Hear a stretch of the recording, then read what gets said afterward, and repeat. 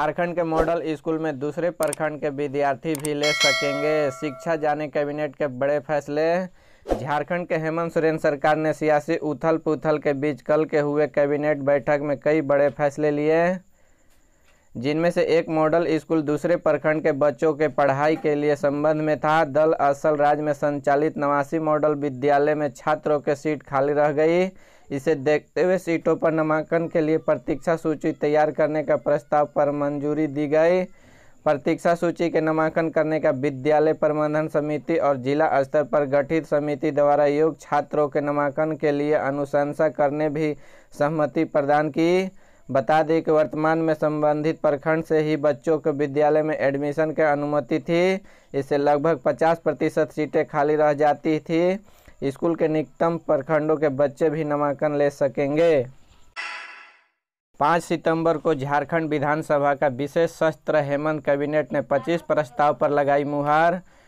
2 सितंबर झारखंड में 1 सितंबर के पुरानी पेंशन योजना लागू कर दी गई है। 15 जुलाई को कैबिनेट ने यह फैसला लिया था। लागू करने के लिए एसओपी का निर्माण किया जाएगा। गुरुवार को मुख्यमंत्री हेमंत सोरेन के अध्यक्षता में हुई मंत्रिपरिषद के बैठक में इसे संबंधित सहमति बनी। सरकार ने 1 सितंबर 2022 से लागू माना है। गुरुवार को मुख्यमंत्री के अध्यक्षता में हुई मंत्रिमंडल के बैठक में 25 प्रस्ताव का सहमति बनी। राजनीतिक उथल पुथल के बीच राज्य वीआईपी लोगों के सरकारी काम से राज्य के बाहर सरकार 200 करोड़ 6,50,000 वाहन करेगी। राज्य मंत्रिपरिषद ने गुरुवार के सहायक पुलिसकर्मियों का ग्राम रक्षा दल के सदस्यों के लिए भी बड़ी स्वागत दी। 5,000 सहायक पुलिसकर्मियों का सेवा नियमावली का संशोधित किया गया है। झारखंड में सूखे की स्थिति, किसान परेशान, जल्द हो सकती है घोषणा। झारखंड में सूखे की स्थिति गंभीर हो जा रही है। पिछले साल के मुकाबले में इस वर्ष कम बारिश होने के कारण खरीफ फसल 46% कम हुई है। इसके साथ ही धान का बिचड़ा 75% से कम हुआ है। इस स्थिति को देखते हुए कृषि विभाग ने 243 प्रखंडों का सूखाग्रस्त होने की रिपोर्ट आपदा प्रबंधन को भेज दी है, जिसके बाद अब अगले सप्ताह के भीतर सूखे की घोषणा हो सकती है। इस पर अधिकारियों के अलग अलग टीमें आकलन करेगी। वहीं मुख्यमंत्री के अध्यक्षता में आपदा विभाग की बैठक आयोजित की जाएगी, जिससे सूखे को लेकर निर्णय होगा। बता दें कि सूखा नियमावली 2016 के मुताबिक शुरुआती मौसम से ही सूखे की घोषणा करने का प्रावधान है। अगस्त माह तक इसकी घोषणा की जाती है, लेकिन अभी तक घोषणा नहीं हो पाई है। साथ ही इस रिपोर्ट में पिछले 5 वर्ष का आकलन बताया गया है कि वही रिपोर्ट में यही भी बताया गया है कि ऐसा पहली बार हुआ है। धान की फसल सिर्फ 30% जमीन पर ही लग पाई है, जबकि पिछले वर्ष के समय तक 91।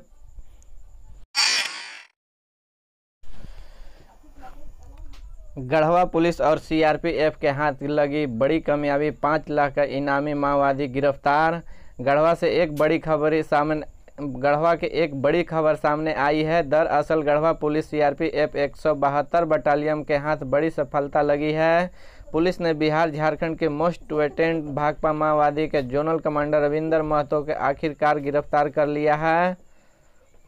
गिरफ्तार माओवादी पर सरकार द्वारा 5 लाख का इनाम घोषित किया गया है। इसके ऊपर बिहार के गया, झारखंड के पलामू जिला के कुल 16 मामले दर्ज है। यह मध्य जोन के काफ़ी सक्रिय रहा है। 2021 में बिहार पंचायत चुनाव के दौरान के मदनपुर में पंचायत भवन के इसके द्वारा बम विस्फोट का उड़ाया गया था। पुलिस ने आरोपी के मझियाओं थाना क्षेत्र के बुढ़ी खाड़ के गिरफ्तार की है। पुलिस के नक्सल विरोधी अभियान बुढ़ा पहाड़ पर चल रहा है। पलामू में शिक्षकों के लापरवाही से फेल हुए 117 छात्र नाराज, विरोध में किया प्रदर्शन। पलामू में शिक्षकों के लापरवाही की वजह से एक स्कूल में 117 छात्र फेल हो गए हैं, जिसे छात्रों ने काफ़ी नाराजगी है। पलामू शिक्षकों के लापरवाही से जिले के छतरपुर नगर पंचायत के मदनपुर में उत्क्रमित मध्य विद्यालय 117 छात्रों का रिजल्ट पेंडिंग में हो, जिससे छात्र काफ़ी आक्रोशित हैं। इसके विरोध में छात्रों और अभिभावकों के छतरपुर जपला मुख्य पद पर प्रदर्शन भी किया। छात्रों ने फिर से परीक्षा फल के प्रकाशन की मांग की है। प्रशासनिक अधिकारियों ने उन्हें कार्रवाई के आश्वासन दिया है। बीडीओ अशोक कुमार बता दे चले कि यह मामला छतरपुर नगर पंचायत के मदनपुर का है, जहां आंतरिक मूल्यांकन जमा नहीं होने के कारण राजकृत उत्क्रमित मध्य विद्यालय मदनपुर छतरपुर के 8वीं कक्षा 117 बच्चे फेल हो गए हैं।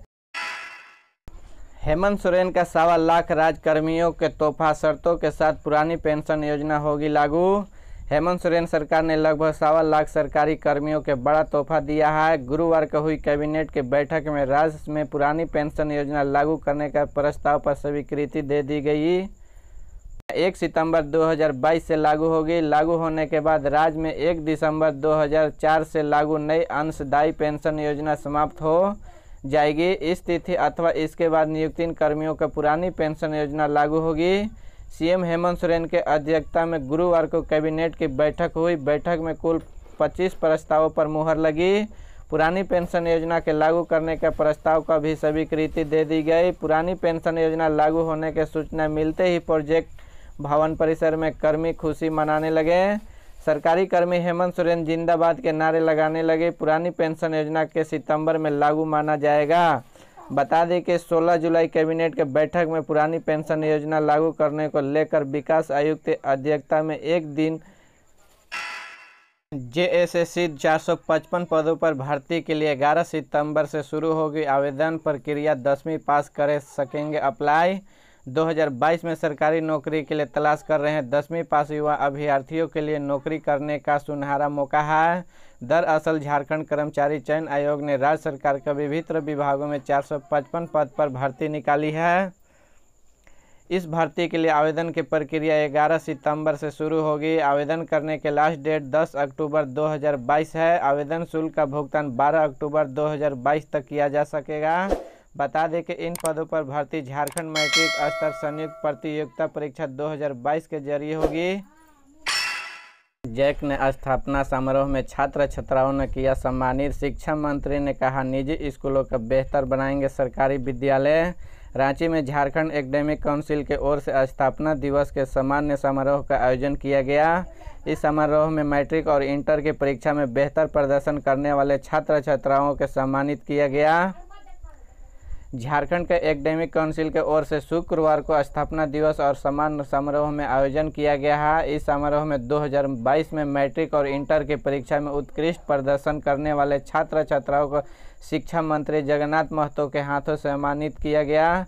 शिक्षा मंत्री ने कहा कि प्रथम श्रेणी के पास करने वाले 21,000 छात्र छात्राओं के द्वितीय श्रेणी से पास करने वाले 15,000 और द्वितीय श्रेणी से पास करने वाले 10,000 छात्र छात्राओं के इनाम की राशि दी गई है।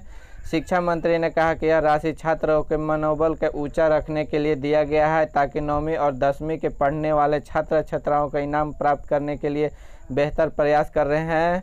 वही इनाम पाने वाले छात्र छात्राओं अपने भविष्य को बेहतर बनाएं।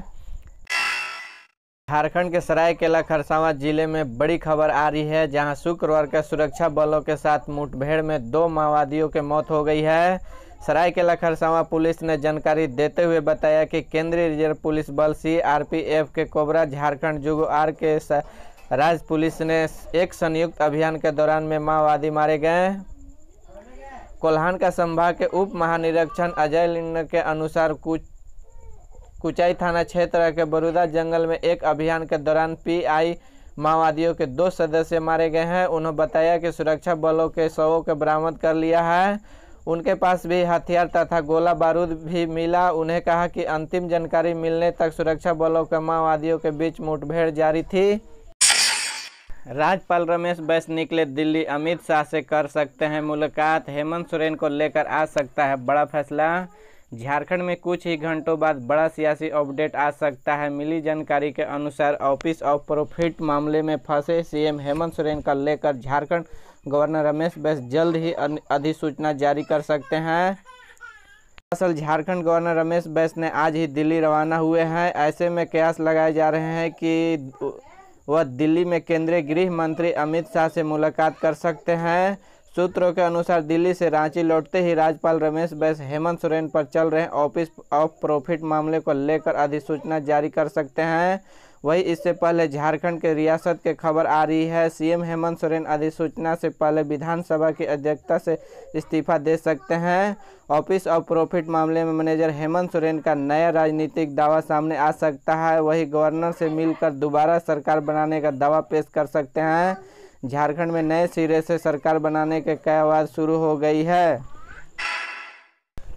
भगवान जगन्नाथ की रथ यात्रा के दिन राष्ट्रीय अवकाश घोषित हो, राष्ट्रपति के भाजपा नेता ने किया आग्रह। भाजपा के प्रदेश प्रवक्ता का पूर्व विधायक कुणाल पांडनी के शुक्रवार को नई दिल्ली से राष्ट्रपति द्रौपदी मुर्मू में औपचारिक मुलाकात की।